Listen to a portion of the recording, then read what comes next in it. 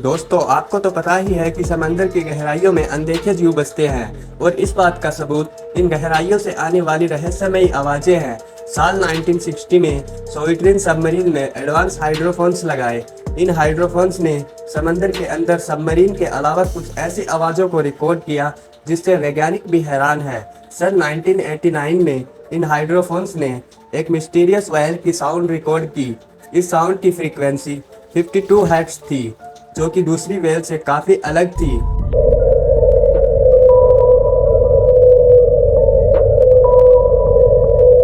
साल 2016 में कनाडा में स्थित कई फिशरमैन ने कुछ अजीब सी आवाज सुनने का दावा किया।